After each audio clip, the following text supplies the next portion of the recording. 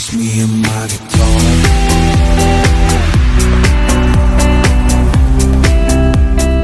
Hey, what's happening guys? Mark back here from Mark's Aquatics. I'm in the koi room and these guys are looking quite hungry this morning.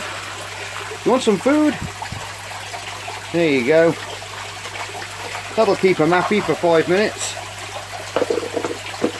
I always come out here first thing in the morning with a coffee, feed these guys and just give them a once over, make sure they're all healthy, no one's got any nasties on them or bumps or scratches. It's always important to keep your eye on your fish and do a head count, make sure they're all there, then they're not hiding or sulking on the bottom anywhere. So you can pick up if there's anything wrong with them quite quickly, and then you can treat them then for whatever they've got. But these are all healthy and happy at the moment. No one's itching or scratching, flashing or doing anything like that. So I think we've nailed the that Costia and Trichodina with the last treatment that we did. Hello. Anyway, what I thought I'd do today, guys, we're only in here I just thought I'd just give you a little quick update and show you how these guys are doing. They've all got a mouthful of food now, they're quite happy. We're going to go to the shrimp room, because last night I made myself up some nice new potatoes and for my tea, and I put some mint in with them to flavour them, which is one of the things we do here in the UK. I don't know if you guys do it, wherever you are in the world. New potatoes, absolutely great, but we put mint in it. Now what I've done for a long time with my shrimp is I've always fed them the mint from the potatoes after it's been boiled, because it softens it right up and they absolutely go to town on it. And we'll go in the shrimp room now. I put some in there just before and you can see how they tuck it into it, okay? Well, they've really gone to town on that one. They've picked that leaf clean already there, if you can see. It's nearly down to its skeleton. And when you boil it up like that, it really softens it up nicely, and so their little arms can get to work, gives them a good workout. They rip it to bits and munch away on it, and it's really good for them as well. Let's see what these guys are making of theirs. Yeah, they're busy. As you can see, their little legs pulling away and ripping that and tearing it apart. I prefer to put lumps in like this than little time. This has been in there for about an hour, I'd say an hour already. We've had some more nice little shrimplets popping out.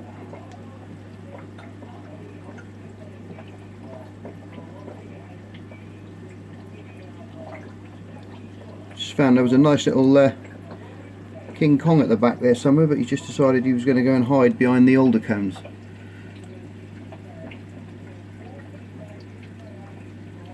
But since we split them up now, I keep pulling the crystal reds out of here. There's a lot of babies still, and because some of the pregnant females are still, when they mixed, so they're still throwing out the crystal reds. So I can see one right now. There's one down there. I've already pulled out about another 10 this morning.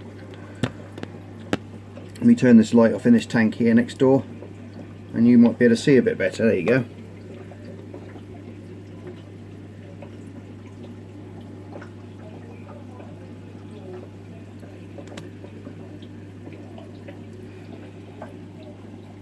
The old shrimp hide there is needs another haircut. I haven't got around to that at the moment, but and the tree's looking nice with these little underwater uplighter in there. There's a nice little black little panda down there, if you can see him. A little shadow panda, look. Come on out the way, you.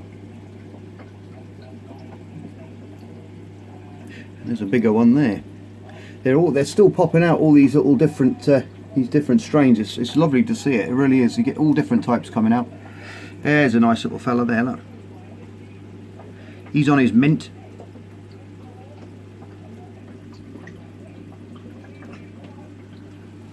But they're all enjoying their mint this morning. There's still hundreds of baby yellow sakuras in this tank.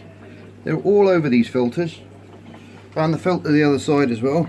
if you can see past this glare.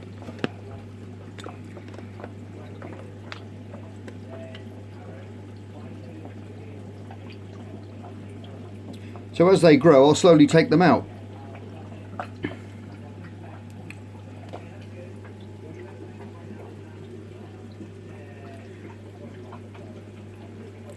Yes, they're enjoying their mint this morning. While we're here, actually, I'll just give you a little update on the baby koi, because they're really putting on some weight. Look at those guys. I don't know if we can get any lower. Look at the size of those guys now. They really are packing on the weight. We've got some that are staying quite small.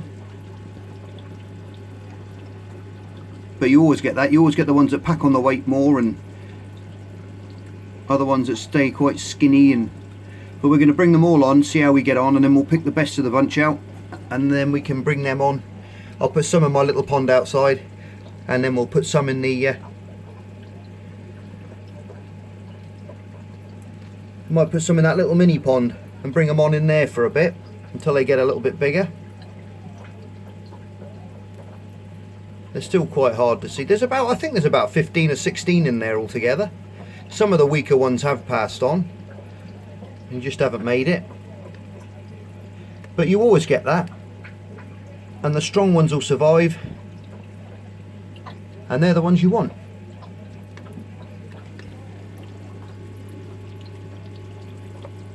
I can't believe how quick they're growing. From when we had them in here as eggs to those little wrigglers, and now they're starting to they're actually starting to look like koi. Their little heads are getting fatter all the time.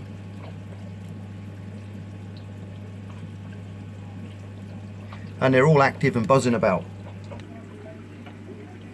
Yeah, I don't know if you watched the last video I did with the oxygen reactor, but that worked really well with that diffuser on, and it ran for 24 hours with that diffuser on. It built that much pressure up in that bottle, and it slowly leaked out, was slowly bleeding through the diffuser, and it ran for 24 hours until it was just a real little fine stream of bubbles coming out, and then it stopped. But it ran absolutely brilliantly. And yeah, they're making short work of these little mint leaves. They really are. I was going to say, with that oxygenator that we made on the last video, guys, I used to make those years and years ago when my two boys were growing up, and I used to take them down to the beach, and I used to take a small one of those oxygenators with me with a little air stone on, a little fine sandstone to create some nice fine bubbles. And because the kids always used to go in the rock pools and find things in the rock pools and put them in buckets, and so many little creatures every year die in buckets because they put them in, when it's in a rock pool, the rock pool is creating oxygen from the weeds and from the rock around it and everything else. You always look in rock pools, you see little bubbles popping up all over the place from the weed oxygenating the water to keep these little things alive. But when you put them in a bucket, that oxygen runs out, and you end up with thousands and thousands of these poor little creatures in buckets dying all over the world. And it's a very simple thing to make up and to chuck in your bag. You can put some hydrogen peroxide in a little tiny bucket, in a little bottle. Put that in your bag. Chop your potatoes up, chuck them in the bottle ready. Screw the lid back on to keep the air in, so they don't go too bad. Or just do it when you get down to the beach with a little knife. Chop it up, and then you can just hang the air stone in the bucket, so your kids can enjoy watching the little fish swimming around, and the shrimps and other things that they catch in rock pools, and then you can release them at the end. That's what I used to do, and it's really educational for your kids as well, because some kids my boys used to say to me, "Dad, why have you got that in there?" And I'll say, "Well, because there's no oxygen in the water, boys, and they're gonna die if they don't have oxygen. It's like you putting your head under the water. You can only hold your breath for so long before you don't make it, because you need oxygen, and they need oxygen as well." But he said, "But they're in the water." I said, "Yeah, the water's in there, but water holds oxygen," and it's really educational for the kids, and to explain to your kids how that works. And I can still say to my lads now, what did I used to use down on the beaches now, and he's 21, and and he'll tell me straight away, oh, I remember that hydrogen peroxide with the potato and the bottle trick that we used to do to keep everything alive. And I said, that's right, and he hasn't forgotten it. So you want to share that with your children. Like I say, you don't have to be on the beach to do it. You can just do it at home, just to explain to them how these things work and how it releases the oxygen, and oxygen then dissolves into the water and they can breathe. Here you go, guys. It's been about 2 hours, I would say, since I put that mint in there, and as you can see, they're stripping it down pretty quickly. Little skeletons of the leaves just left, and it won't be long. I'd say about 4 hours and that'll all be gone. Anyway, this Sunday I've got the second half of the my little diving bottle build. The diving bottle lamp is going to be finished off, and I'll put that one out on Sunday at some point, so you can see that. That turned out nice. Here's one of my little favourite shrimps there, that little tiny black one there. He's got little white dots all over his tail. Absolutely beautiful little shrimp, little shadow panda in front of him. I think I've got about 8 or 9 big females in here now. They've all got berries. I think the next couple of weeks they should be hatching. Another one over there at the back. Anyway, guys, hope you like that little short update on feeding some mint to your shrimps. As always, please like, share and subscribe if you like these little videos that I'm doing. And don't forget, guys, you're all stars, and I'll see you on the next episode of Mark's Aquatics, where we'll be unveiling the lamp. Okay, take care, guys, be safe, and bye for now. Just me and my guitar.